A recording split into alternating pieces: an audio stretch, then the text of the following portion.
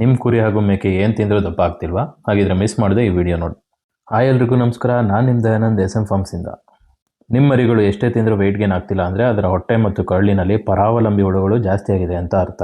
ಈ ಪರಾವಲಂಬಿ ಹುಳುಗಳು ಪ್ರಾಣಿಗಳ ರಕ್ತಹೀನತೆಗೆ ಕಾರಣವಾಗುತ್ತೆ ಹಾಗೂ ಎಷ್ಟು ಮೇವು ತಿಂದರೂ ಮೈಗೆ ಎತ್ತದೇ ಇರೋದು, ಹಾಗೆ ಬೇಗ ರೋಗಕ್ಕೆ ತುತ್ತಾಗೋದು. ಇವುಗಳನ್ನ ತಡೆಯೋ ಪ್ರಕ್ರಿಯೆನ ನಾವು ಡಿವಾರ್ಮಿಂಗ್ ಅಂತ ಕರಿತೀವಿ. ನಮ್ಮ ಫಾರ್ಮಲ್ಲಿ ನಾನು ಯೂಸ್ ಮಾಡ್ತಿರೋ ಡಿವಾರ್ಮರ್ ಬಂದು ನಿಕೋಲಾಬಿನ್ ಓರಲ್ ವೆಟ್ಸಾಲ್ ಕಂಪ್ನಿಯವ್ರದ್ದು. ಕಾಂಬಿನೇಷನ್ ಬಂದು ನಿಕ್ಲೋಸಮೈಡ್ ಹಾಗೂ ಆಲ್ಬೆಂಡಜೋಲ್. ಈ ಕಾಂಬಿನೇಷನ್ ಮೇಜರ್ ಆಗಿ tape worms, lung worms, round worms, liver flukes ಮತ್ತು ಆಂಫಿಸ್ಟೋಮ್ಸ್ ಮೇಲೆ ಕೆಲಸ ಮಾಡುತ್ತೆ. ಈ ಡಿವಾರ್ಮರ್ ಡೋಸೇಜ್ ಬಂದು 10 ml for 15 kg of body weight. Deworming ಮಾಡೋ ಮುಂಚೆ ಹಿಂದಿನ ದಿನ ಸಂಜೆನೇ ಮರಿಗಳು ಫೀಡ್ರ್ ಹಾಗೂ ನೀರನ್ನ ಖಾಲಿ ಮಾಡಿ ಹಾಗೂ 12 ಗಂಟೆಗಳ ಕಾಲ ಫೀಡು ಮತ್ತು ನೀರು ಎರಡನ್ನೂ ಕೊಡಬೇಡಿ.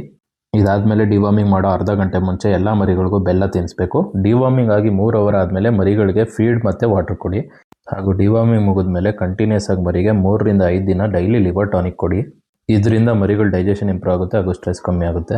ಈ ನಿಕ್ಲೋಬಿಲ್ ಓರಲ್ ಸಸ್ಪೆನ್ಷನ್ ಡಿವಾರ್ಮರ್ನ ಯಾವುದೇ ಕಾರಣಕ್ಕೂ ಪ್ರೆಗ್ನೆಂಟ್ ಫೀಮೇಲ್ಸ್ಗೆ ಕೊಡಬೇಡಿ, ಅಬಾರ್ಷನ್ ಆಗೋ ಚಾನ್ಸಸ್ ಇರುತ್ತೆ. ಹಾಗೂ ಫ್ಯಾಟ್ನಿಂಗ್ ಮಾಡೋರು 1.5 ತಿಂಗಳಿಗೊಮ್ಮೆ ಬೇರೆ ಕಾಂಬಿನೇಷನ್ ಡಿವಾರ್ಮಿಂಗ್ ಯೂಸ್ ಮಾಡಿ.